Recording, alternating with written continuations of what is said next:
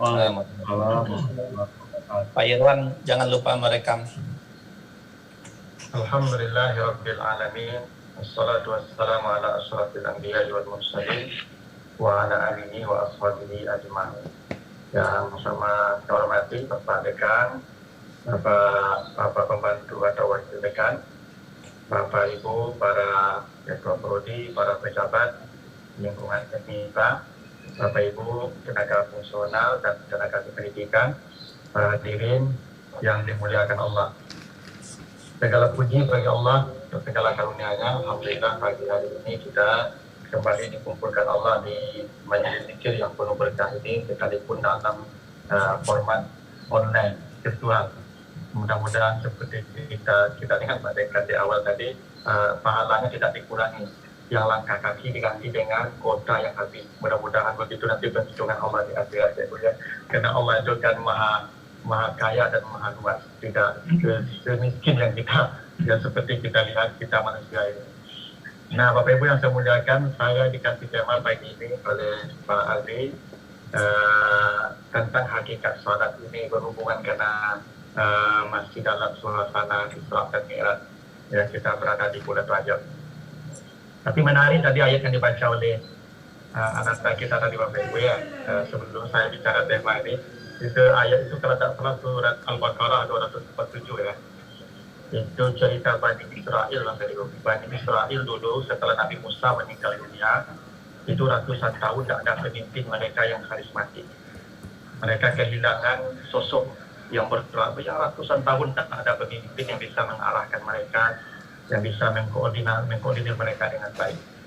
Sampai satu ketika mereka memohon kepada Allah lewat Nabi mereka agar dikasih pemimpin, ya, diutus kepada mereka seorang pemimpin yang akan ya membuat mereka terarah, solid dan segala macamnya. Lalu Allah menurunkan wahyu bahwa akan jadi raja di antara mereka itu namanya Talut. Akan diutus raja namanya Talut. Semua mereka kaget. Ya, kenapa Talut? Kenapa harus Talut jadi raja? Kenapa? Dia miskin. Walau yu'ta sa'atan minal mal. Dia miskin. Masya Allah. Jadi orang dari dulu, Ibu ya, kalau jadi pejabat, jadi pemimpin itu harus kayu, Ibu ya. Jadi kalau miskin tidak layak jadi pemimpin gitu ya. Apa kata Allah? Dia itu betul miskin, tapi dia yang paling layak jadi pemimpin. Kenapa? Karena dia akan diberikan bastatan fil ilmi, karena ilmunya luas. Jadi konsepsi kepemimpinan dalam Al-Quran itu Ibu ilmu ya, kapasitas, bukan kekayaan. Nah, jadi Bapak Ibu kalau milih pemimpin nanti carilah yang banyak ilmunya, carilah yang kapasitasnya cukup gitu. Jangan kayu ya Bapak Ibu ya. Dan kadang dakwah itu kalau lah kayu langsung jadi gatu Bapak Ibu ya. Kalau yang miskin tidak bisa jadi gatu lah. Jadi Bapak Ibu itu hebat sekali ayat tadi ya. Orang menilai kepemimpinan itu syaratnya kaya, tapi kata Allah bukan kaya, bastatan bil ilmi, ya keluasan ilmu. Nah, Bapak Ibu yang saya muliakan tentang hakikat salat begini. Bapak Ibu kalau baca surah Al-Mudaththir ayat 42 sampai 43, surah Al-Mudaththir surat 74. Itu kelak ini ada ceritanya nanti kelak kata Allah akan disuruh penghuni surga datang ke neraka. Jadi penghuni surga akan datang ke neraka. Jadi kita ini nanti Bapak Ibu akan ada studi tour lah kira-kira ke neraka itu. Tapi bukan masuk neraka Pak ya, tapi lihat-lihat saja sana. Minimal ada dua tujuan tuh, kenapa kita disuruh ke neraka. Pertama, untuk merasakan betapa hebatnya nikmat surga. Karena kalau kita ingin mengetahui nikmat itu Bapak Ibu, kata Nabi, unzur ila man asfala minka. Coba lihat orang di bawahmu. Jadi Bapak Ibu kalau kita ingin mensyukuri nikmat Allah, banyak nikmat kita rasakan, lihat orang yang keadaannya di bawah kita. Itu makanya Nabi menyuruh kita berkawan dengan orang miskin Bapak Ibu. Jangan berkawan dengan orang kayu. Kalau berkawan dengan orang kayu, Bapak Ibu kasih dia kurang taruh dia nampak.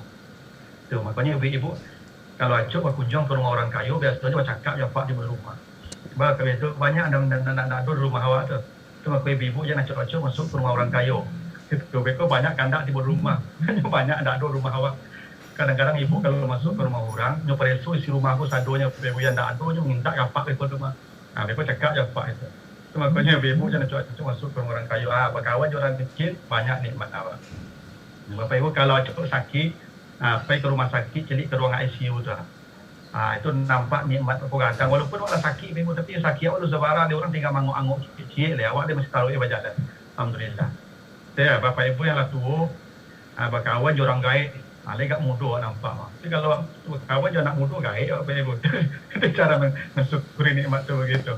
Nah, jadi datanglah kita ke neraka nanti ibu ya. Setelah datang ke neraka, nah, apa yang terjadi? Terjadi dialog. Apa kata penduduk surga? Masalah kakum pisahkan. Kenapa kalian masuk neraka? Jadi pertanyaannya satu saja, kenapa kalian masuk neraka?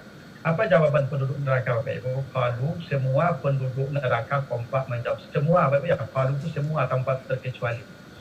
Apa jawaban mereka? Lam naku minal musallin. Dulu kami tidak salat. Itu jawabannya Bapak Ibu. Jadi kalau ada orang tidak salat, ya, ada orang tidak salat, itu kita sedang melihat penduduk neraka yang sedang berjalan di bumi. Jadi kalau ada orang tidak mengerjakan salat Bapak Ibu, itulah penduduk neraka yang sedang berjalan di muka bumi. Karena itu penduduk neraka ini mengatakan, kami dulu tidak salat. Nah, itu menjadi petanda Bapak Ibu bahwa salat ini sudah ada sejak manusia pertama di muka bumi. Salat ini sudah ada sejak Nabi Adam. Sejak Nabi Adam sudah salat. Dalam sejarah syariat Bapak Ibu, ada 3 ibadah yang diperintahkan Allah ya seiring ada manusia di muka bumi. Yang pertama itu salat, yang kedua puasa, yang ketiga kurban. Karena salat ni Bapak Ibu, ada hadis Nabi begini, ummahatul khataya salasun, induk dosa itu ada 3. Jadi induk dosa itu 3. Awwalu ma usya bihillah, itu adalah dosa pertama yang dilakukan makhluk kepada Tuhan. Jadi ada 3 induk dosa, dan itu dosa pertama yang dilakukan makhluk kepada Tuhannya. Apa 3 induk dosa itu? Al-kibru, sombong. Siapa yang melakukan sombong? Iblis. Ketika dia disuruh sujud kepada Adam, dia tidak mau. Ketika ditanya kenapa tak mau, saya lebih baik dari dia. Sombong, itu dosa pertama. Yang kedua, al-hirsu, tamak, rakus. Di tamak itu dosa pertama, Pak Ibu. Siapa yang melakukannya? Nabi Adam. Nabi Adam itu di surga disuruh makan semua. Wa kula min hara dan haitsu situ mawai Adam. Makanlah apapun yang ada di surga. Semua yang ada di surga kau boleh menikmati. Wala taqrabu hadhihi syajarah, tapi yang ini satu, ini pohon ini jangan dekati. Coba bayangkan Nabi Adam Bapak Ibu ya. Sudah semuanya boleh. Semuanya boleh dicicipi. Hanya satu yang dilarang, itu pun dia Masya Allah, tak taluk Bapak Ibu ya. Tu dia rakus tadi itu. Jadi kalau ada orang Bapak Ibu tak mau pasai duitnya lah, itu asli anak Nabi Adam tu. Kan sebagian awak kau tak mau pasai Pak.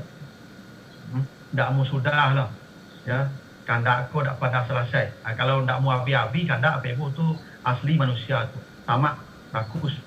Ya, HP rancak lah, rancak HP nampak HP kawan baru bertukar dah Bapak Ibu. Tu rakus tu. Ya. Oto masih rancak lah. Avanza baru lo nampak auto kan bertukar Pajero bertukar lo Pajero tu rakus nama tu. Nak mau pasai. Kurang nak mau pasai Bapak Ibu. Itu nak Nabi Adam tu. Nabi Adam tu hirsu tu dosa pertama Bapak Ibu. Nah, maka diusirkan Nabi Adam tu. Yang ketiga hasad, ya dengki. Itu makanya Qabil dan Habil berbunuhan tu. Manusia pertama.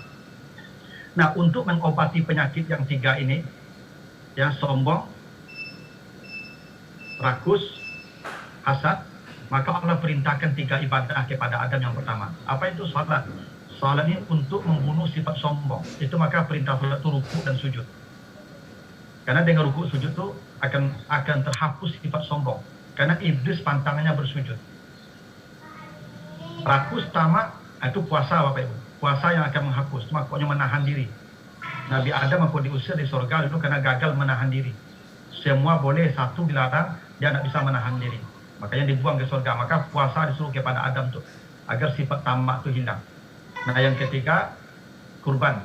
Nah, itu kenapa Qabil disuruh berkorban, Habil disuruh berkorban. Kenapa? Untuk membuang sifat hasadnya. Jadi salat ini Bapak Ibu sudah ada sejak Nabi Adam, bukan kita saja. Itu surah Al-Mudaththir tadi. Itu kenapa Bapak Ibu kalau baca Al-Quran, misalnya baca surah Ibrahim ayat yang ke-37, itu diceritakan Allah Nabi Ibrahim berjalan kaki jauh dari Palestina ke Makkah, memindahkan anaknya yang baru lahir Ismail lahir di Palestina, dipindahkan ke Makkah ditinggalkan di pinggir Ka'bah, daerah yang panas, tandus, gersang, tidak ada tanaman, tidak ada kehidupan, payah di sana. Ya.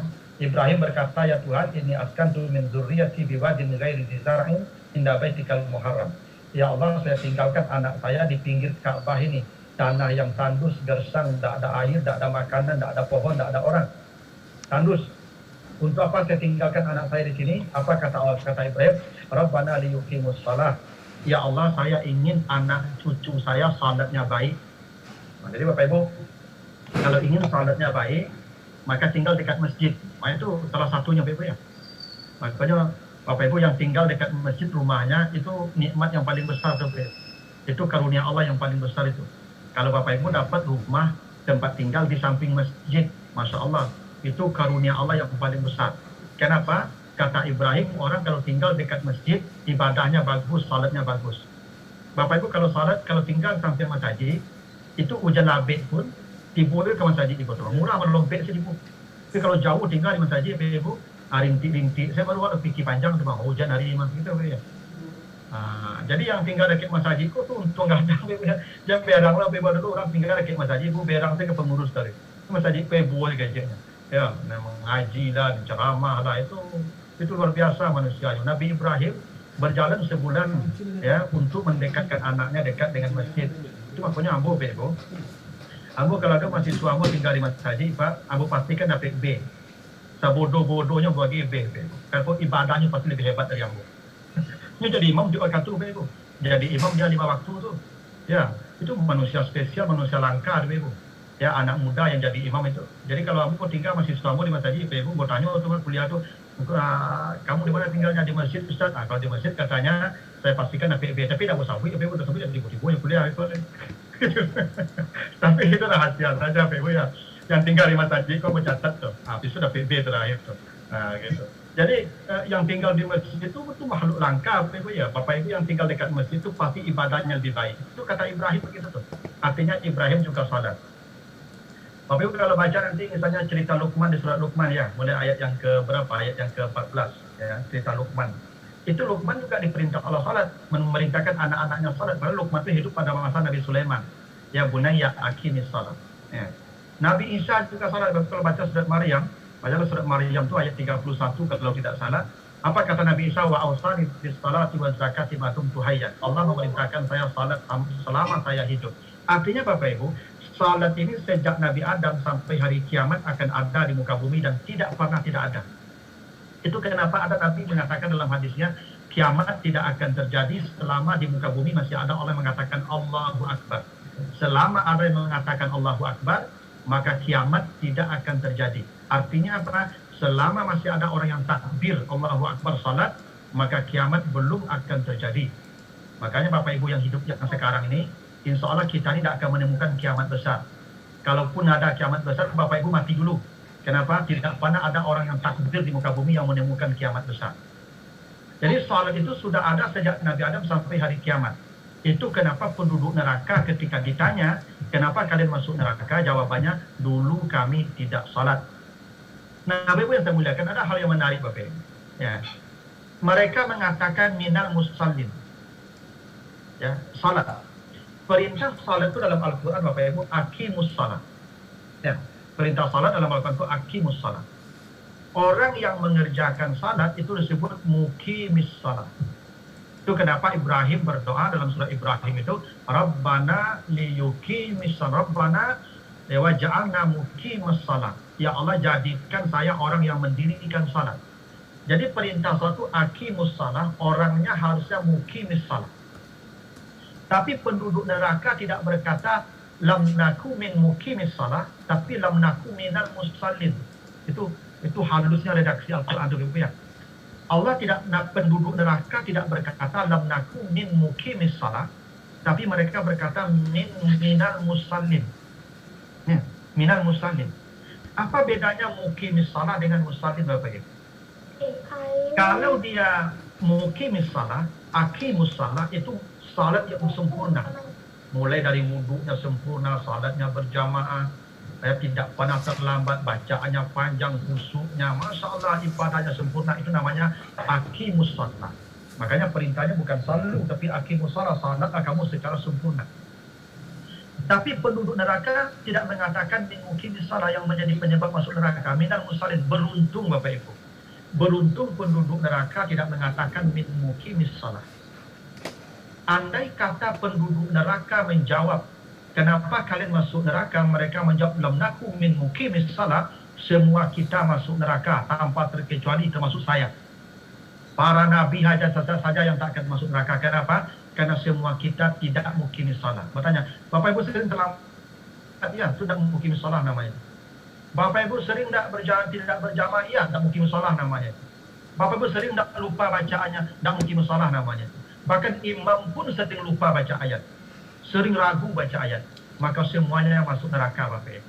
Beruntung penduduk neraka menjawab minal musallin. Artinya apa?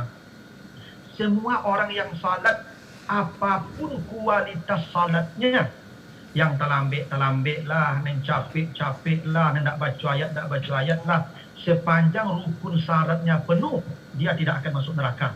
Masya Allah, hebatnya Bapak Ibu ya. Rahmatnya Allah tuh, asalkan dia mau salat, apapun kualitas salatnya, yang penting dia mau salat 5 waktu. Mau berjamaah, enggak, terserah. Mau panjang pendek ayat, terserah. Mau enggak baca ayat, enggak apa-apa. Yang penting rukun syarat penuh. Itu minal musallin. Penduduk neraka berkata, andaikan kami mau salat, asal jadi salat saja, kami tidak akan masuk neraka. Kami yang salat asal jadi pun tidak belum. Jadi Bapak Ibu, asalkan Bapak Ibu salat 5 waktu, apapun kualitasnya, dijamin tidak akan masuk neraka. Tuh, hebatnya Bapak Ibu. Lalu Ustaz, untuk awak berjamaah Ustaz, untuk awak panjang-panjang baca ayat Ustaz, untuk awak harus susu. Bapak Ibu, mutu salat kita, kualitas salat kita akan menentukan level surga kita. Mutu salat kita menentukan derajat surga kita. Itu kenapa Bapak Ibu baca surat apa? Surat Al-Mu'minun, surat yang ke-23 ayat 1 sampai 11. Allah menyebutkan tentang pewaris surga Firdaus. Allazina yarisunal Firdaus. Ada orang-orang yang kata Allah menjadi pewaris surga Firdaus. Surga Firdaus itu yang paling tinggi, Bapak Ibu ya. Kata Nabi dalam sebuah hadis sahih, innal jannata mi'atu darajah. Surga itu ada 100 tingkat. Jarak dari satu surga ke surga kedua masih rata khamsimi'ati am. Jarak tempuh perjalanan 500 tahun. Udah tanggung jauhnya Pak. Satu surga ke surga dua itu jarak tempuhnya 500 tahun. Jadi kalau nanti Bapak Ibu kita beda surga, saya di lantai 2, Bapak Ibu lantai 1, atau Bapak Ibu lantai 2, saya lantai 1, itu 500 tahun jaraknya seperti itu.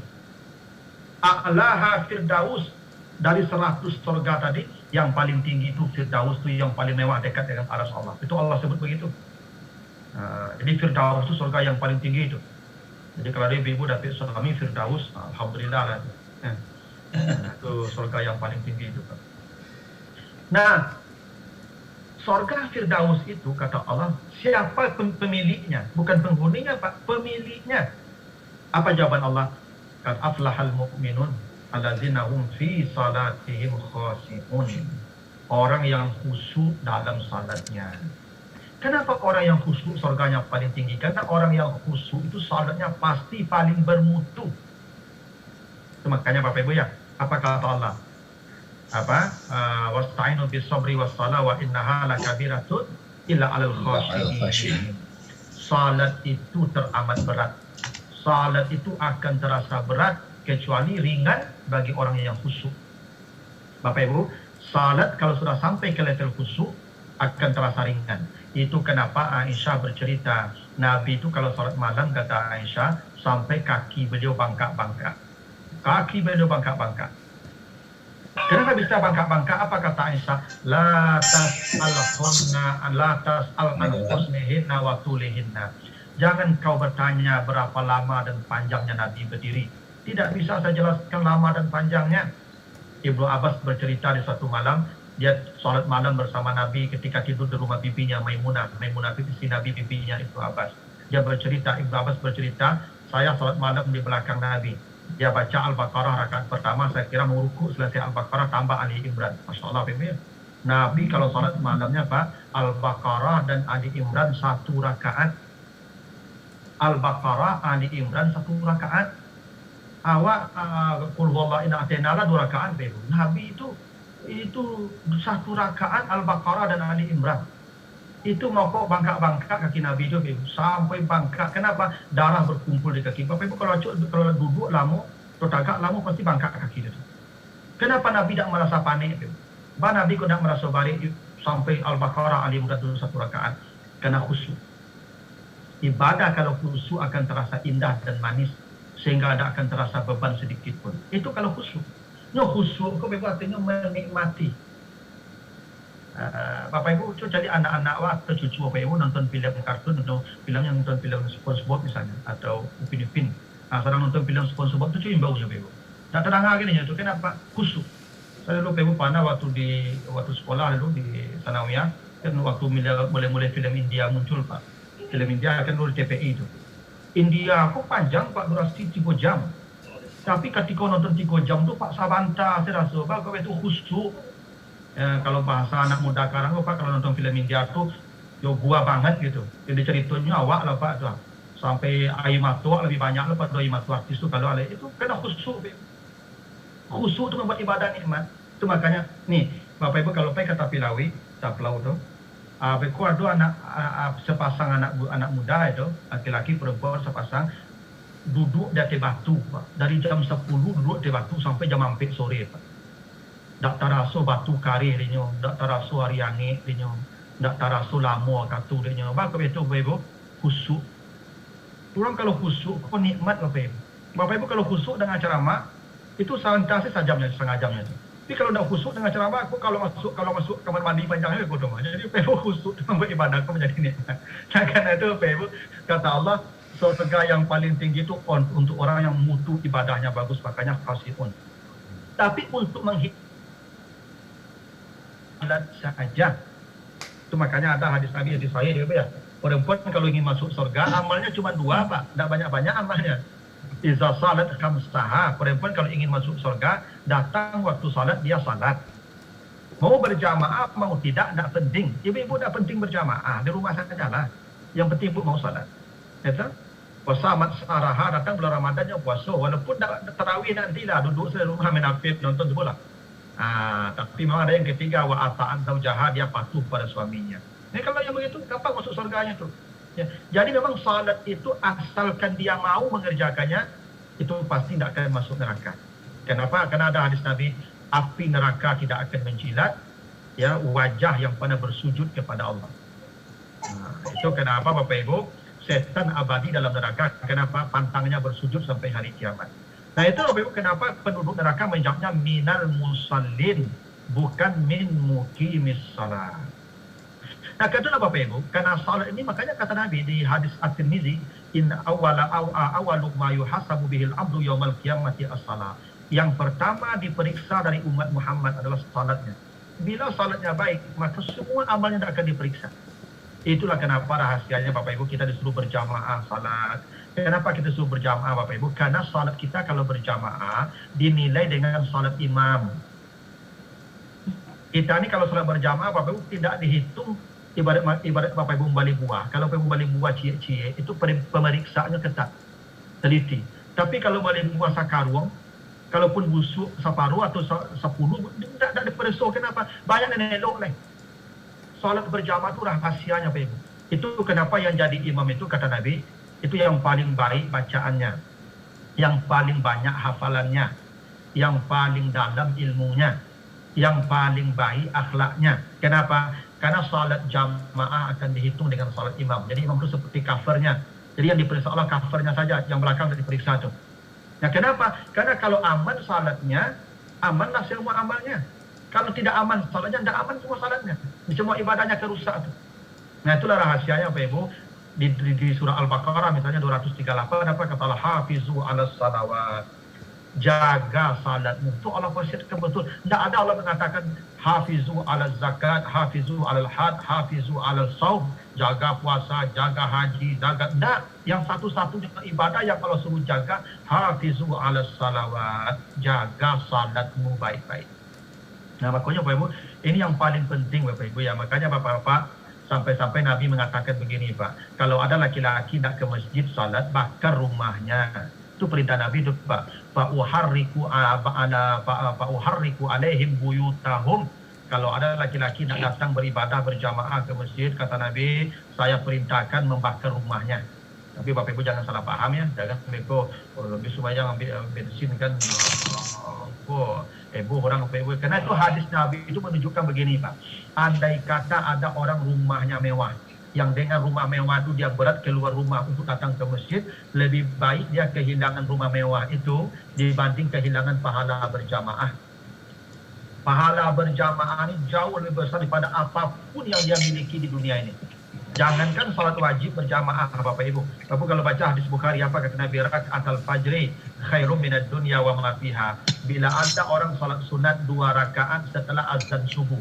Setelah azan subuh, dia salat sunat 2 rakaat sebelum salat wajib berjamaah. Maka yang sunat 2 rakaat sebelum subuh itu, yang di waktu fajar itu, Allah nilai lebih dari dunia dan seisinya. Itu yang sunat, apalagi yang wajibnya Bapak Ibu. Wajar Nabi mengatakan kalau ada orang datang beribadah ke masjid laki-laki, maka bakar rumahnya, lebih baik dia kehilangan rumahnya daripada kehilangan pahala berjamaah. Itu hebatnya salatnya Bapak Ibu. Tidak ada satupun ibadah yang diperintahkan Allah sehebat salat itu. Kenapa Bapak Ibu? Semua ibadah, puasa turun dari langit ke bumi perintahnya. Zakat turun dari langit ke bumi perintahnya. Haji turun dari langit perintahnya ke bumi. Puasa, salat dijemput dari bumi ke langit. Itu kenapa Isra dan Mi'raj itu berjalan Nabi, diajak, dipanggil Nabi datang ke menghadap Allah nih. Lakukan. Satu-satunya ibadah yang tidak turun ke bumi Pak. Semua ibadah sejak Nabi Adam turun ke bumi perintahnya. Hanya salat kita Pak yang dijemput ke langit. Itu istimewanya Bapak Ibu. Ya, tidak ada ibadah yang istimewa salat. Itu makanya itu ada lagu ya. Walaupun hidup 1000 tahun, kalau tak sembahyang tak apa gunanya. Itu betul tuh Ibu. Memang tak ada nilainya. Orang tuh makanya kalau dia tak salat Pak, pasti kafir. Kafir. Kata Nabi, al-ahdu bainana wa bainahumus salat. Perbedaan antara kita dan orang kafir itu salat. Wa man tarakaha faqad kafara. Siapa yang meninggalkannya kafir. Karena itu ada sebagian mazhab Bapak Ibu saking ekstrimnya, orang kalau tidak salat jangan disalatkan kalau mati, tidak perlu. Kenapa? Dia abadi dalam neraka tuh. Kan bacalah tadi tuh surat apa? Al-Mudaththir tadi. Ketika ditanya penduduk neraka, kenapa kalian masuk neraka? Tidak salat. Makanya para ulama kemudian mengatakan kalau ada orang tidak salat kalau mati, nah biarkan sajalah kuburkan salatnya binatang. Kenapa? Tidak ada gunanya juga didoakan tuh. Gitu. Saking penting, walaupun itu pendapat yang ekstrim. Kalau saya berpendapat tetap saja salatkan selama dia bersyahadat dan belum murtad. Selama dia masih mengucapkan syahadat, walaupun pada syahadat ketika menikah itu dulunya Pak. Ya, ketika ijab kabul syahadat tidak harus sembahyang sampai mati. Sembahyang telah salat telah ada selama dia masih bersyahadat. Tapi begitu pentingnya salat Bapak Ibu ya. Nah, itulah kenapa Bapak Ibu, apa kata Nabi, muru auladakum bis salati wa hum abna'u sab'in. Suruh anakmu salat umur 7. Umur 7 tahun disuruh salat. Umur 9 tahun tidak salat, pukul kata Nabi. Puasa tidak ada. Puasa nanti kalau sudah baligh. Haji kalau sudah baligh. Zakat apalagi. Kalau salat tidak menunggu baligh Pak. Sejak usia 7 tahun. Tidak ada ibadah sehebat salat Pak. Yang lain-lain tunggu baligh dulu. Tapi kalau salat sejak 7 tahun suruh. Umur 9 tidak salat, pukul. Ya. Itu betapa hebatnya salat Ibu ya. Tidak ada ibadah yang bisa menyelamatkan kita kecuali salat. Nah, itulah Ibu ya. Ya, tentang hakikat salat itu. Saya kira begitu Pak, supaya ada ruang diskusi. Kalau ada pertanyaan saya persilakan Pak WD3, saya kembalikan.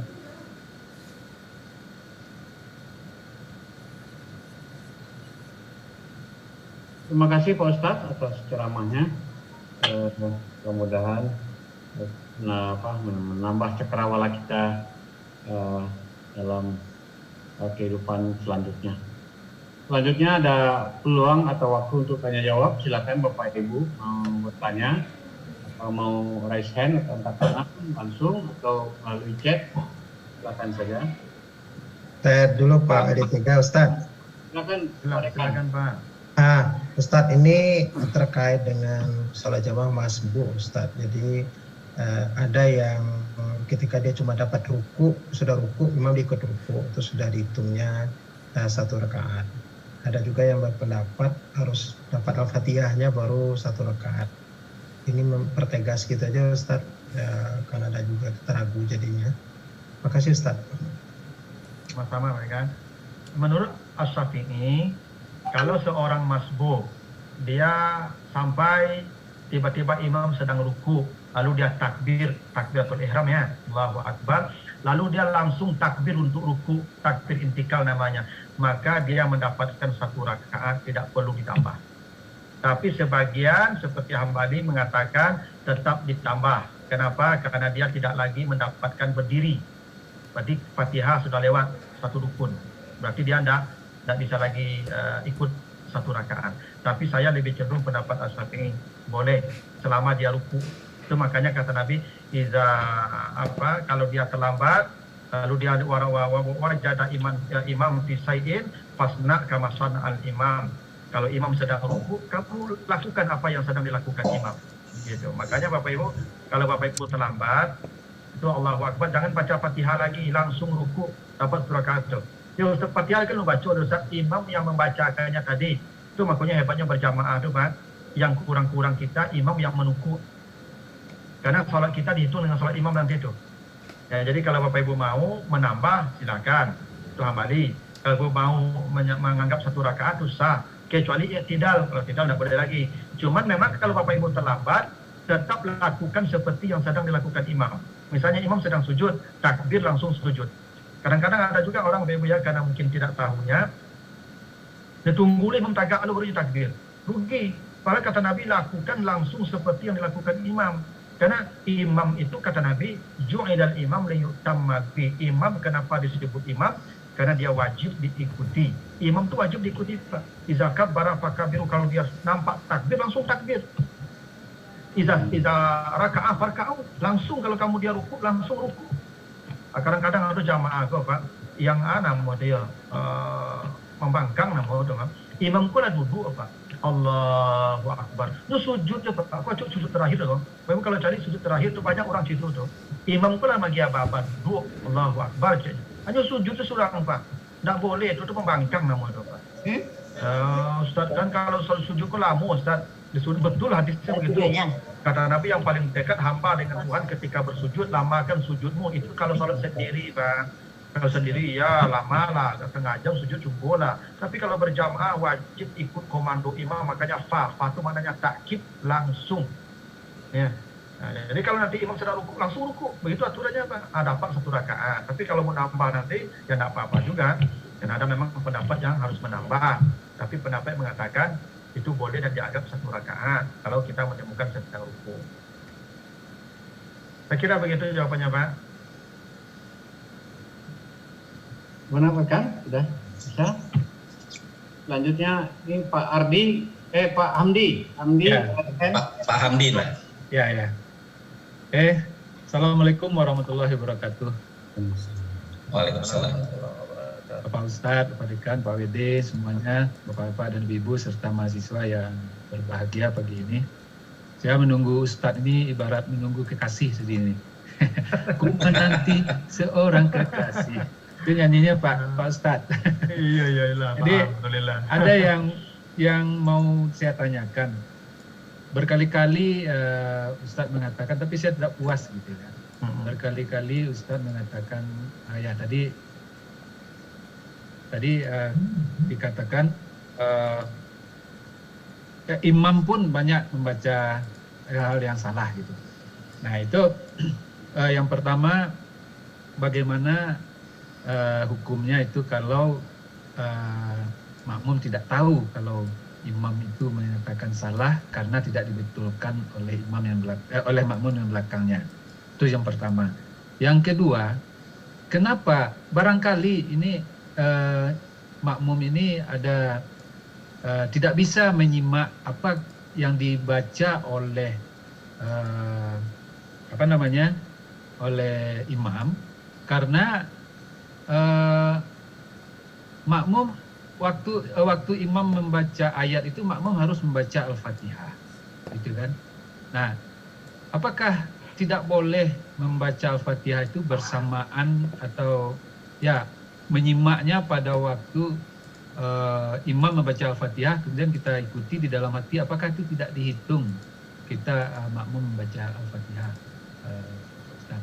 Nah, ini mungkin dua itu yang selalu menggores di hati saya, makanya saya pingin sekali bertanya sama Ustadz dan menunggu sekali tadi. Terima kasih Ustadz.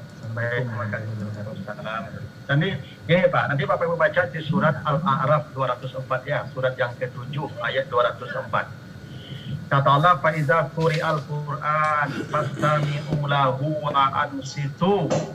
Bila sudah dibacakan Al-Quran, bila didengar orang baca Al-Quran, dalam salat ataupun di luar salat, bila ada orang baca Quran, dua perintah Allah, fastami'u, dengar baik-baik dan diam.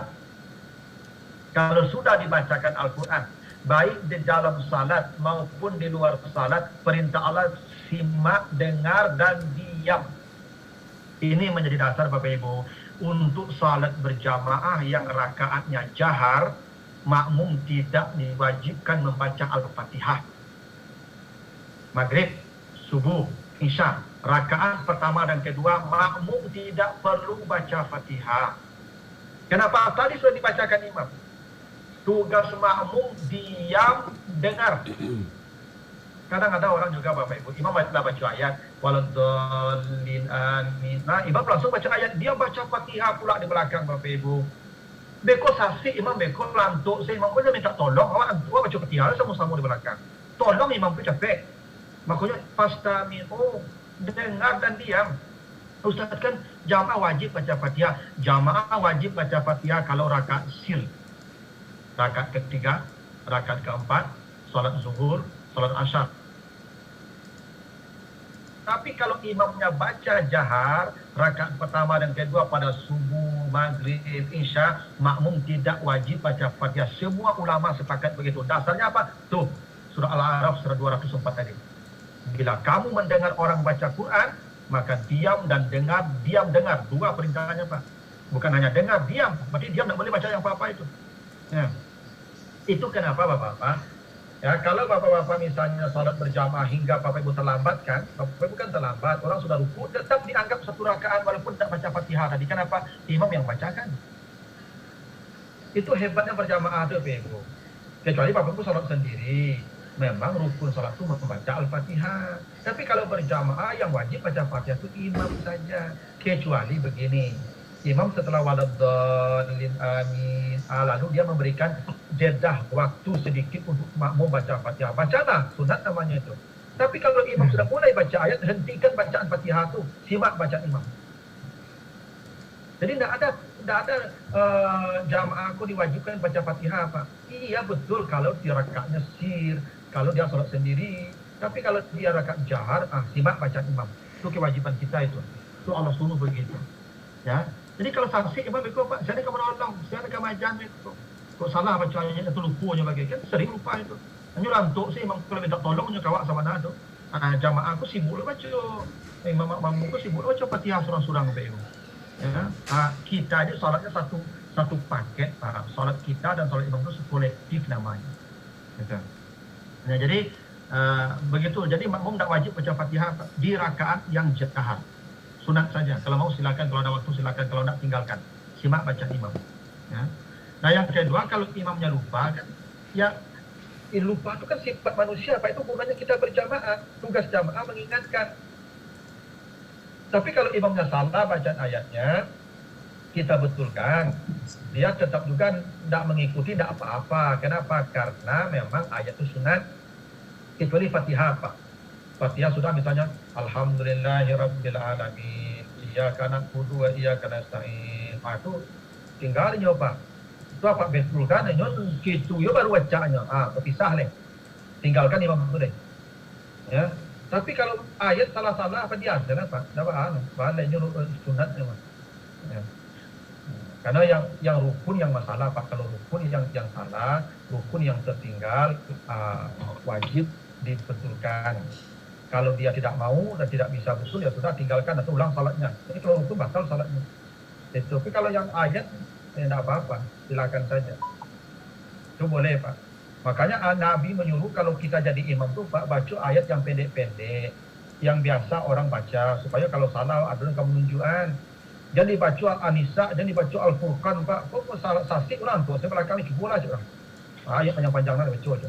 Itu pokoknya kalau jadi imam tuh baca lah Qul huwallah, Na'atena, dan orang sandang di belakang tuh wal asri. Ini kok sasik ada unjukan. Kalau dibaca Al-Furqan, dibaca Asy-Syu'ara, mereka tu sasik, awan tu. Seorang di belakang ni cuba lah surang, nampak mana banget tolong macam. Itu makanya Mu'adz bin Jabal itu pernah dimarahin Nabi itu. Jadi imam Bapak Ibu ya. Baca yang panjang-panjang surah Al-Baqarah, Ali Imran, baca apa kata Nabi kepada Mu'adz? Ya Mu'adz, hal turidu antaku fatana linnas. Engkau hendak menjadi fitnah bagi manusia. Dengan baca ayat panjang-panjang tu kau jadi fitnah kata Nabi. Kalau kau jadi imam bacalah Sabbihisma rabbikal a'la wadduha wasyamsi wadduhaha wa laili idza yaghsha. Ukuran ayat segitulah. Yang pertama pendek, yang kedua diurang di belakang apa pula. Kadang-kadang ada imam kau hobi baca ayat dan tak apa di jamaah. Ya. Pokoknya sebuah kebanggaan dia kalau membaca ayat dan tak apa diurang di belakang. Sehingga kau sastik orang untuk di belakang itu boleh surang juga. Itu makanya kalau jadi imam tu baca ayat yang ke-7 di jamaah. Qul a'udzu birabbinas, qul a'udzu birabbil falaq itu qul huwallah itu jamaah. Dapat tiada.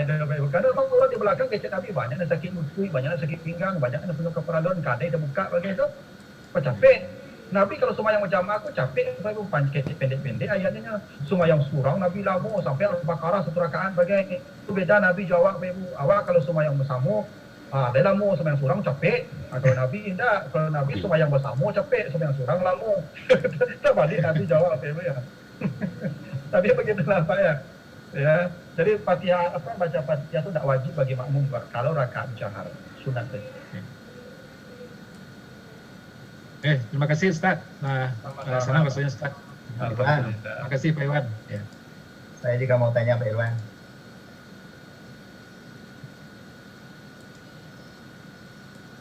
Pak Iwan masih mute. Pak Iwan masih mute.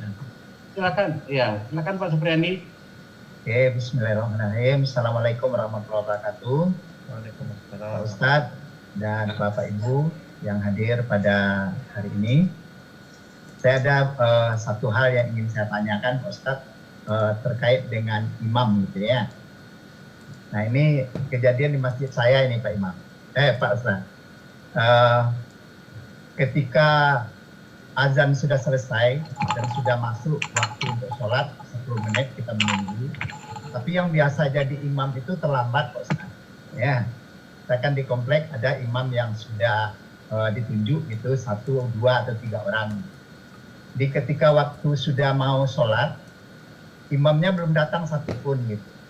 Maka terpaksalah salah satu dari yang sudah hadir gitu jadi imam. Nah, setelah mulai sholat, ternyata imam yang biasa kita jadikan imam itu hadir gitu, masbuk dia ya. Nah yang jadi pikiran gitu, yang sudah jadi imam ini mungkin bacaannya lebih tidak baik dibandingkan yang imam sudah biasa kita tunjuk. Namun saya pernah pula mendapatkan informasi kalau ada makmum yang lebih baik bacaannya daripada imam, maka kesalahan-kesalahan imam itu sudah tertutupi oleh makmum itu gitu. Nah, apakah itu benar itu Pak Ustadz? Terima kasih Pak Ustadz. Assalamualaikum warahmatullahi wabarakatuh. Waalaikumsalam warahmatullahi Baik Pak, begini. Ini kalau kata Nabi begini, iza hadaratis salah, bila telah datang waktu salat, fal yu'azzin ahadum minkum, mesti azan. Jadi kalau sudah datang waktu salat azan. Setelah azan tadi kata Nabi wal yakum hendaklah dipilih yang jadi imam. Siapa? Aksarukum Qur'anan, yang paling baik bacaan Qur'annya, yang paling banyak hafalannya, yang paling dalam ilmunya, yang paling baik akhlaknya. Dari yang hadir itu Pak. Dari yang hadir. Begitu iqamat, maka dicari sukidah Pak. Tak sembarang tagai kamu engkau lah.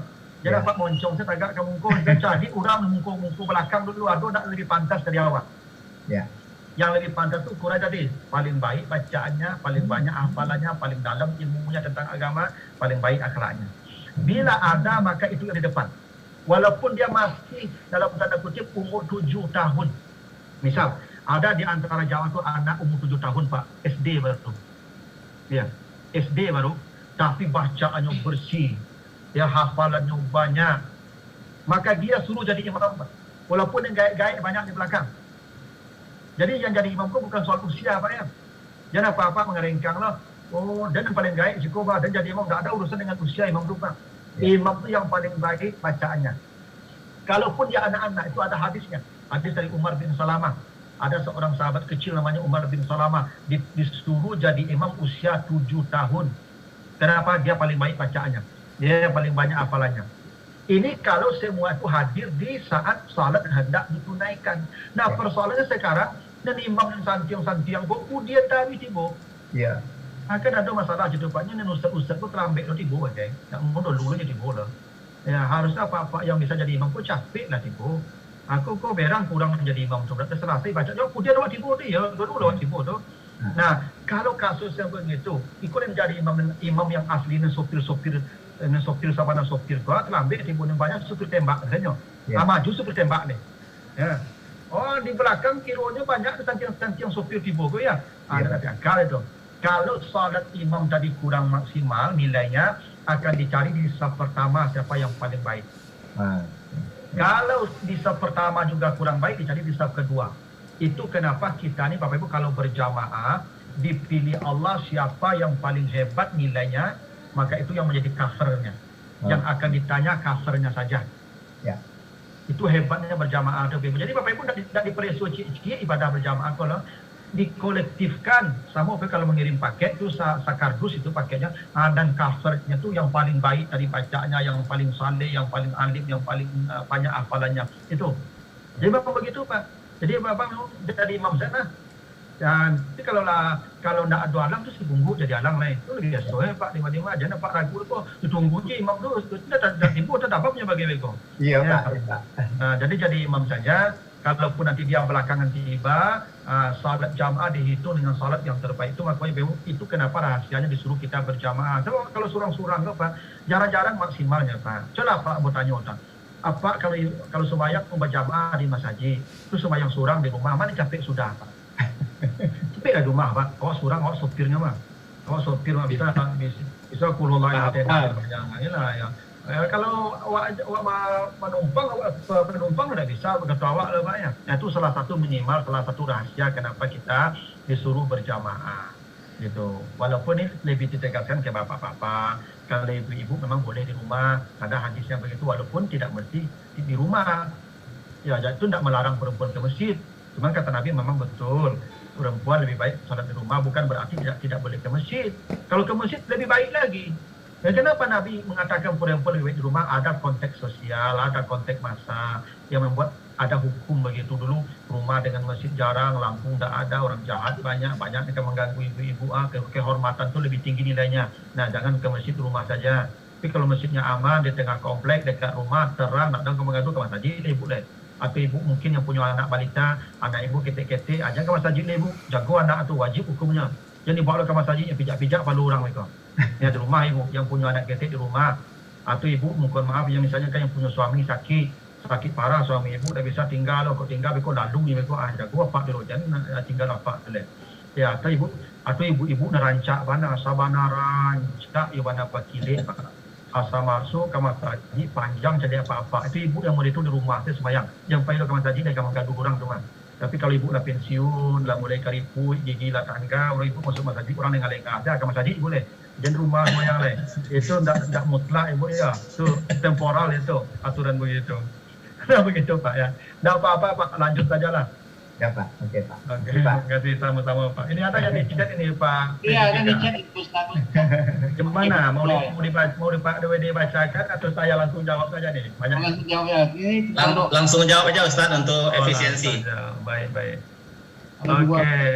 Ini Bu Sofia ya, ketika kita salam waktu salam, apa kita cukup membaca salam saja atau diiringi? Oh salam saja. Ya rukun salat itu Assalamualaikum. Itu rukun salat. Makanya ibu-ibu, bapak kalau salat berjamaah, masbuk. Kalau masbuk kita kan menambah rakaat kan. Begitu Assalamualaikum yang pertama langsung berdiri itu. Sudah boleh berdiri. Kenapa? Salat yang sudah selesai. Tak perlu pula tunggu Assalamualaikum kedua apa? Kerana yang rukun salat Assalamualaikum yang pertama. Jadi kalau sudah Assalamualaikum sudah lari lagi. Itu. Kan ada ibu-ibu tu Pak dari tadi sasak buang air kan menahan buang air walaupun tak boleh tu kan. Begitu Assalamualaikum tu tabang langsung bola benar tu. Gitu. Tapi assalam saya barunya lari dia tu sudah batal salatnya Pak. Jadi minimal Assalamualaikum. Tapi kalau diiringi doa Allahumma inni as'aluka ridhaka wal jannah. Kira juga begitu. A'udzubika min sakhatika wa itu boleh. Boleh saja. Itu sunat. Tapi yang rukun salam pertama. Salam kedua itu tak rukun. Itu sunat saja itu. Ya, bahkan yang salam itu Assalamualaikum saja. Ada sampai warahmatullah. Walaupun baiknya sampai warahmatullah. Dan sampai wabarakatuh. Doa itu sunat. Ini kadang-kadang begini ya Pak Ibu. Jangan alergi dengan sunat. Nanti ada orang bangkrut di akhirat kata Nabi. Orang bangkrut Pak, amal banyak. Tapi bangkrut kenapa? Dia bayar hutang banyak. Lidahnya acuk sakit orang deknya. Tangannya acuk menzalimi orang tu. Makanya Pak Dekan, mana ada tangan ni kau jangan. Dia kata nyanyi orang Pak Dekan. Ya, ya, berarti berhutang Pak Dekan bayi itu gara-gara. Saya Pak Dekan. Kan ada pejabat mana ada tangan ni Pak. Kan? Itu menzalimi anggota Pak. Itu kalau itu tanda tangan itu termasuk yang membayar hutang di akhirat besok itu. Nah, kalau kita nanti Bapak Ibu ya, kalau kita nanti banyak masalah dengan manusia, kita bayar dengan amal kita. Kalau kita hanya punya amal wajib, rugilah kita Bapak Ibu. Itu bangkrut nanti. Untuk ada yang sunat-sunat, salat ada sunatnya, puasa ada sunatnya, zakat ada sunatnya. Yang dalam salat yang wajib pun ada pun sunat-sunatnya. Baca ayat sunat, baca tasbih sunat, yang takbir intikal sunat, assalamualaikum yang kedua sunat, tahiyat awal sunat. Itu supaya kita menjadi banyak tabungan kita. Ibu. Kalau ada yang menuntut di akhirat nanti selamatlah kita. Masih banyak tabung bisa diagi-agi yang kurang Ibu. Miskin aja itu Ibu. Itu kenapa jangan Bapak Ibu sepelekan yang sunat. Maka sunat kan ada definisi sunat yang salah Pak. Kan definisi sunat selama ini gini, dikerjakan berpahala, ya, ditinggalkan tidak berdosa. Itu definisi sunat yang salah. Yang benar definisi sunat itu dikerjakan berpahala, ditinggalkan rugi gadang. Itu definisi sunat yang benar. Tapi kalau ditinggalkan tak apa-apa, itu tinggal saja Pak. Ya. Ditinggalkan rugi besar. Itu baru definisi sunat yang benar Pak. Sehingga orang tidak menganggap sepele sunat itu Pak. Supaya apa? Supaya kita nanti tidak bangkrut di akhirat. Begitu jawabannya Ibu ya. Ini oke, mohon maaf ya Pak Hakim. Yang berikutnya Ustaz. Iya. Saya baca aja chatnya ya. Ya. Pak Hakim, jika ada situasi begini, kita ketika dulu kita salat wajib Ustaz, banyak salat wajib yang tertinggal Ustaz, dan kita tahu bahwa itu salah. Tapi sekarang kita hijrah dan mulai melaksanakan ibadah salat. Itu masuk jahiliyah dulu Pak ya. Jadi apa Ibu sebelum bangkit pengana kan masuk mudo-mudo lah kan namanya. Awak bandil dulu mudo juale. Kalau laki-laki kan ratu-ratu mudi balik, anak balik lah balik, kalau perempuan kadang mudo balik lah balik itu mah. Menstruasi. Sembahyang lah mulai sampai kudu baru mulai Pak. Ya dah. Dulu selama 20 tahun masih panjang saya pada baca doanya deh Bapak Ibu. Nanti coba Bapak Ibu baca di surat Hud ayat 112. Surat yang ke-11 ayat 112. Apa kata Allah? Kalau kamu mengerjakan salat, aqimis salat tarafal lail wa zulafa minan nahar. Kata Allah, kalau kamu mengerjakan salat wajib, yuzhibnas sayyi'at innal hasanat yuzhibnas sayyi'at. Semua dosa-dosamu dihapus. Bapak Ibu salat zuhur nanti ya. Semua dosa Bapak Ibu sebelum salat zuhur hapus dengan salat zuhur. Bapak Ibu salat asar nanti, semua dosa Bapak Ibu dari zuhur ke asar hilang dengan salat asar. Bapak Ibu salat maghrib, semua dosa Bapak Ibu dari asar ke maghrib hilang dengan salat maghrib. Bapak Ibu salat isya, semua dosa Bapak Ibu dari maghrib ke isya hilang dengan salat isya. Bapak Ibu salat subuh dari isya ke subuh hilang. Bapak Ibu 5 kali kita dicuci sehari semalam. Wajar Nabi mengatakan semua umatku pasti masuk surga. Kenapa? Umat Nabi Muhammad akan mati di antara waktu salat. Awak kok Pak sadonya akan mati kalau tidak antara subuh jo isya, antara isya jo maghrib, antara maghrib jo asar, antara asar jo zuhur pasti. Saya udah kamu Pak. Semua kita akan mati di antara waktu salat. Kalau Bapak Ibu tadi salat subuh, mati setelah subuh ini, maka semua dosa sebelumnya hilang. Bapak Ibu salat zuhur nanti, dosa yang antara subuh dan hilang. Begitu janji Allah. Bacalah surah Hud itu. Surah Hud 112. Kata Allah, kalau engkau mengerjakan salat, maka semua kejahatan-kejahatanmu, semua dosa-dosamu akan dihapus dengan salat yang kau kerjakan itu. Karena itu Bapak Ibu, tidak perlu bukan surah Hud 114, agak kelewat sedikit. Hud 114 ya. Okey, mohon maaf ya. Jadi Bapak Ibu, tidak ada namanya salat taubat. Salat taubat itu salat 5 waktu itu taubat itu. Bukankah Bapak Ibu mengatakan Rabbil firli warhamni wajburni warfa'ni warzuqni wahdini wa'afini. Itu taubat itu, Pak. Bapak Ibu sujud itu taubat itu. Jadi tidak perlu Bapak Ibu qada. Kenapa Bapak Ibu? Aisyah berkata, nu'maru biqada istiyam wala nu'maru biqada issalah. Tak pernah ada sahabat disuruh mengqada salat, mengqada puasa ya.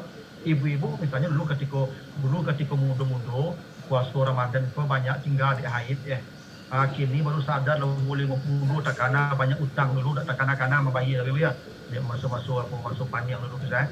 Tak ada semua tak ada qada puasa kini kan baca itu wajib diqada. Ada cerita tak utang ibu sampai mati.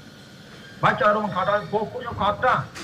Itu makanya ibu-ibu saya sarankan ibu-ibu setiap hari Senin kalau hari Kamis kalau puasa sunat jangan niatnya puasa Senin Kamis, niatnya mengqada. Kalau Bapak Ibu lah habis hutangnya otomatis jatuh ke sunat. Tapi kalau Bapak Ibu berniat puasa Senin Kamis saja, hutangnya tidak bayar tuh. Maka berniatlah sengaja aku mengqada yang mah saja. Jadi sabu dah Bapak sengaja aku mengqada puasa Ramadan tahun 1908 itu panjang dia mengana hari itu Bapak Ibu lah. Sengaja aku mengqada puasa yang lalu tu lah. Bapak Ibu tembak salah mana ketujuh. Kalau dah lapis hutang ibu-ibu, pindah ke sunat otomatis. Tapi kalau ibu berniat sunat, ni wajib dah lapis je lah. Itu saran saya begitu tu. Kalau ada ibu-ibu yang puasanya dulu banyak tinggal kena haid, kena memang terhalang. Tapi kalau salat, Pak, tidak pernah disuruh mengqada. Anda perlu mengqada. Begitu kata Allah di surah Hud tadi, kalau engkau mengerjakan salat mulai dari pagi sampai malam, semua dosa-dosamu dihapus dengan mengerjakan salat itu. Jadi apa-apa ibu-ibu yang lah hijrah, yang puluhan tahun tak salat, tak apa-apa, selesai urusannya. Bukankah Nabi mengatakan, bila ada orang ketika meninggal dunia, dia bertobat sebelum nyawa sampai ke tenggorokannya, maka semua dosanya dihapus dan dia masuk surga. Itu kenapa Nabi mengatakan, Pak, tidak ada orang bisa masuk surga dengan amalnya. Amal orang tidak akan membawa orang ke surga. Kenapa? Tidak cukup amal kita masuk surga, kita terlalu sedikit. Kecuali kata Allah yang membawa orang masuk surga, inna ayat tagammadani Allah bi rahmati, kecuali rahmat Allah. Yang membawa orang ke surga itu rahmat Allah. Ada orang yang beribadah tidak membunuh 100 orang baru mendatangi majelis taklim kajian mati di tengah jalan masuk surga. Kenapa? Bukan karena amalnya, karena rahmat Allah diberikan kepadanya. Itu kenapa pentingnya rahmat Allah itu. Makanya kita minta Rabbil firli warhamni. Kalau orang mati apa doanya? Allahumma ighfir lahu warhamhu. Rahmat Allah itu yang penting bego. Itu makanya kata Nabi, rahmat Allah itu salah satunya tercurah ke orang-orang yang berada di majelis taklim, majelis ilmu. Itu salah satunya kita ni sedang dapat rahmat kita semua yang ada di majelis ini. Begitulah Bapak Ibu ya. Baiklah Bapak Ibu, itu boleh bertanya Ustaz? Boleh silakan Pak. Silakan.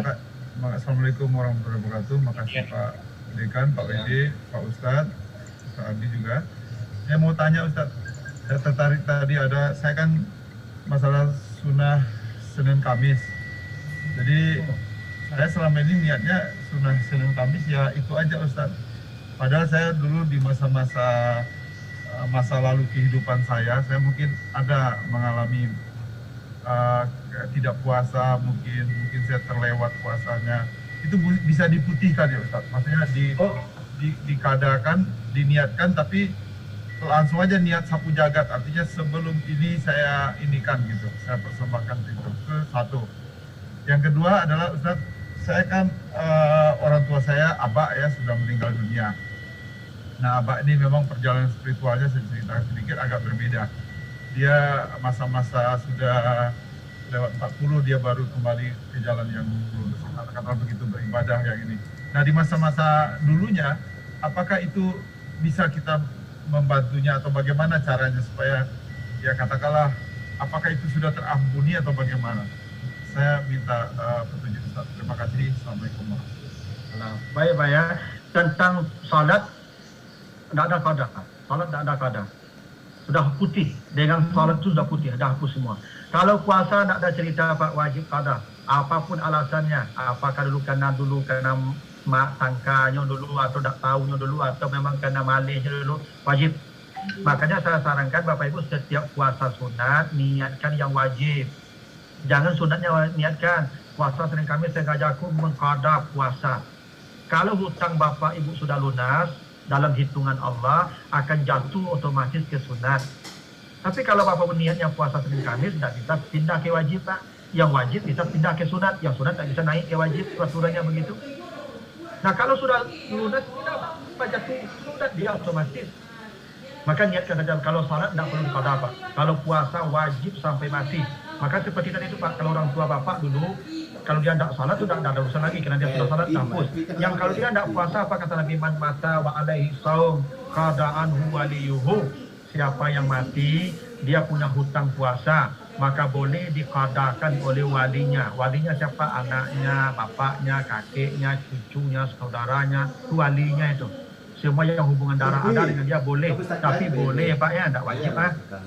Bapak kalau mau mengadakan puasa orang tua Bapak yang sudah meninggal, lepaslah hutang dia, tapi tidak wajib. Ya, tidak wajib lah.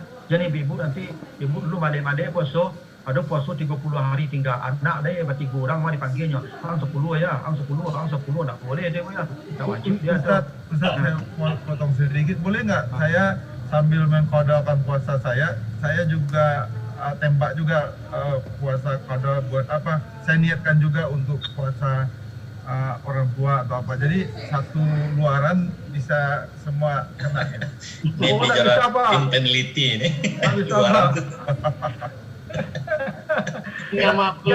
Kalau ibadah wajib Pak hanya bisa satu niat satu ibadah. Ibadah wajib. Bapak sholat subuh tidak boleh tambah niat lain. Tetapi kalau ibadah sunat boleh satu ibadah banyak niat. Sengaja aku puasa Senin Kamis dan puasa Arafah. Bersubuh Arafah di hari Kamis. Sah, dua Pak niatnya. Syik ibadahnya. Aku sholat sunat rawatib dan tahiyatul masjid boleh Pak. 2 rakaat, 2 niat. Yang sunat sama sunat boleh. Yang tak boleh itu wajib dan sunat.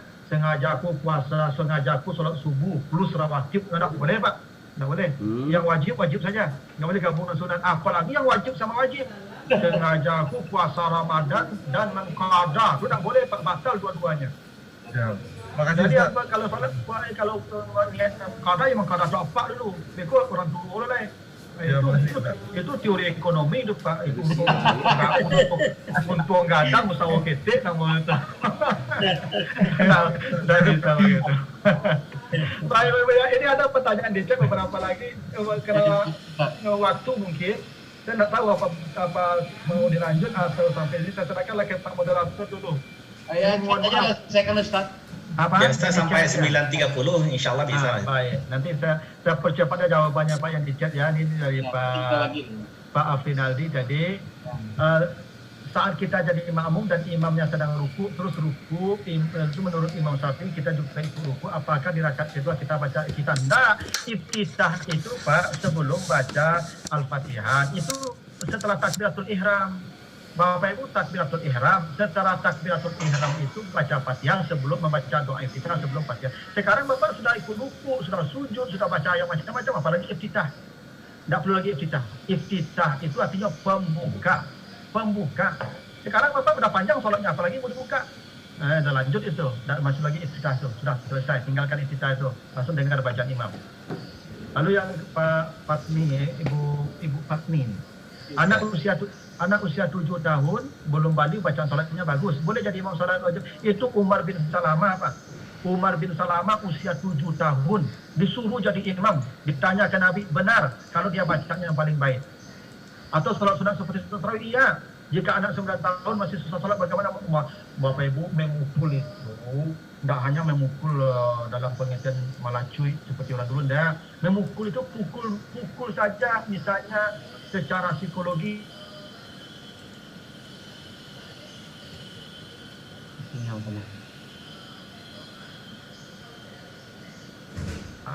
Mengabaikan sholat itu. Baca aja lah Bapak Ibu mendidik. Jadi memang hukuman itu penting Bapak Ibu. Ya dalam mendidik itu kadang-kadang perlu dipasuh. Jadi jilbab tu kadang-kadang perlu dipasuh, Pak Ibu. Kalau nak dipasuh ada amun.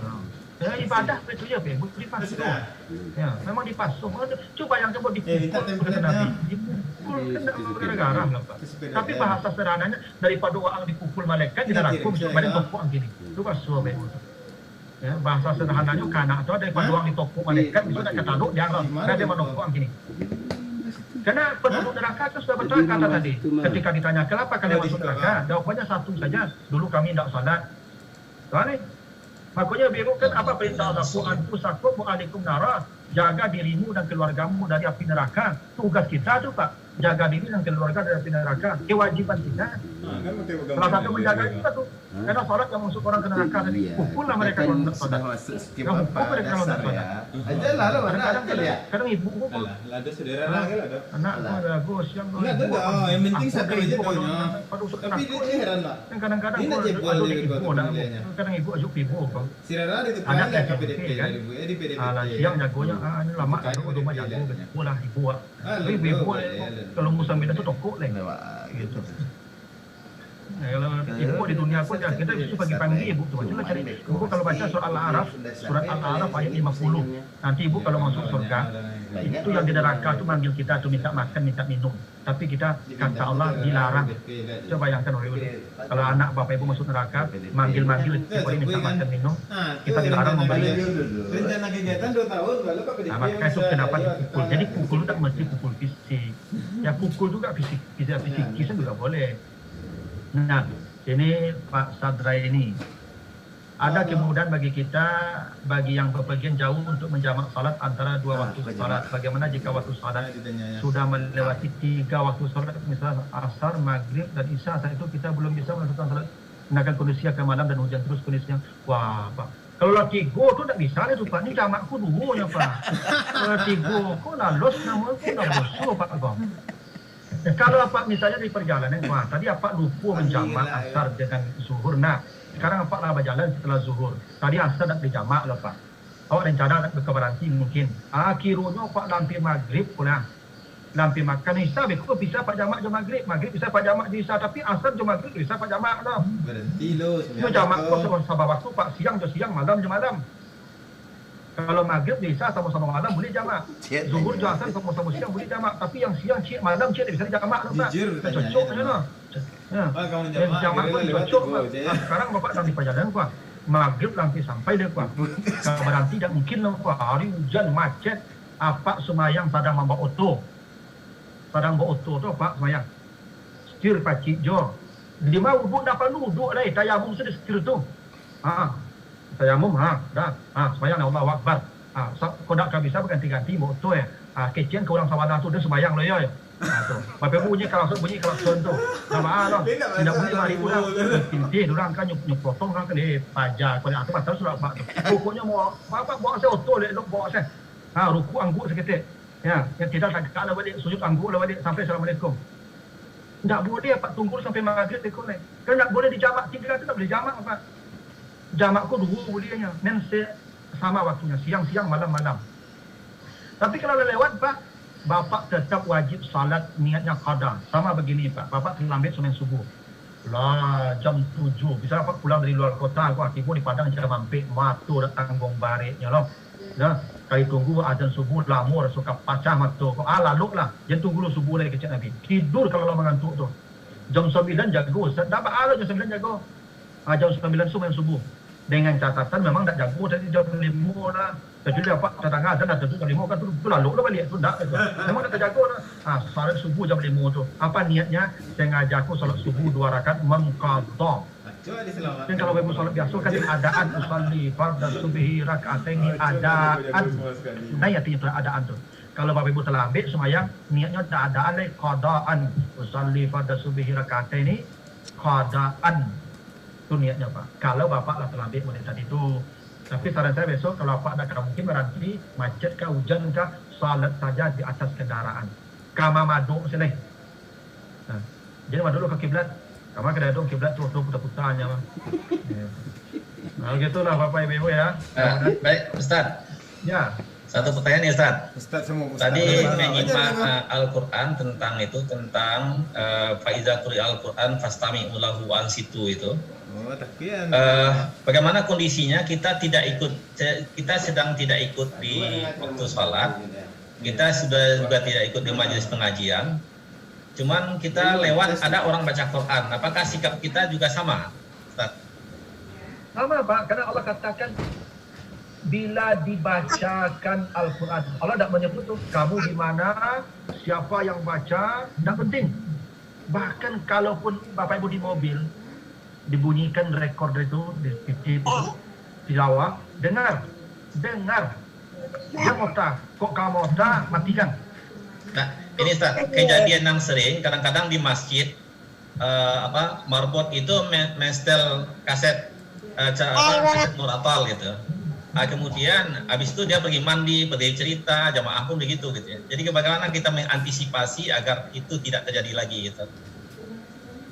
Ya sebaiknya Pak, kalau memang orang itu tidak akan mendengar Al-Quran, ya sudahlah, jangan dibacakan juga, jangan diputar juga. Itu makanya juga ibu-ibu begitu, ibu-ibu kadang di rumah tuh sedang mencuci, sedang masak, bagai itu ditunjuk Quran. Sebenarnya bagus niatnya. Cuma kalau Bapak Ibu, kalau ibu tidak bisa mendengar, lo jangan usah. Karena perintah Allah itu kalau dibacakan Al-Quran itu dua perintah Allah, dengar dan diam. Dengar dan diam. Lebih baik ibu sedang masak itu membaca dengan mulutnya. Lebih baik ibu sedang mencuci itu baca dengan mulutnya ketimbang dibacakan, tapi kita nak menyimak, kita nak mendiam. Karena perintahnya begitu Pak. Makanya sebaiknya Bapak Ibu, ya sampai kalaupun kita di rumah Pak, misalnya kita di rumah nih, ada orang baca Quran di masjid Pak, ya atau kaset di masjid. Kita dengar Pak, diam, dengar lebih baik bacaan. Lebih baik itu ketimbang kita ikut berlomba membacanya. Itu makanya Pak, kalau kita baca Quran itu dulu kan melingkar Pak. Satu membaca, yang lain menyimak. Pahala menyimak ini tidak kalah besar dengan membaca. Baik dalam sholat pun di luar sholat sama. Nah, makanya Bapak Ibu, ya kalau ingin memang, sekarang memang awak cuy Pak di acara-acara awak, misalnya acara-acara awak resmi, ya Qori baca Quran. Atau Qori'ahnya bawa saya Pak menelpon lah, main HP lah, WA lah, segala macam. Perhatian lah duduk sama-sama sampai sudah baca Quran tu, sudah baca Quran kalau jual lah dia. Pucuk dah doyok katu untuk balik WA tu Pak. Itu penyakit orang banyak situ tu. Ya. Kalau sedang dibacakan Quran diam simak, diam bukan jojo. Pada akhirnya WA tu masuk lo ke mana-mana banyak WA tu masuk tak sama ini sama. Nah, jadi jaga weight, jaga darwi gitu. Itu penyakit banyak itu dima itu nampak dan bodoh. Nah, itu dia mantuk lawak. Itu perintah Allah begitu Pak. Gitu. Baik Ustaz, terima kasih Ustaz. Ya Pak, sama-sama Pak. Ya, mohon maaf Pak ya, ini yang dicek kalau ada yang belum sempat saya bacakan karena keterbatasan waktu. Saya kembalikan Pak.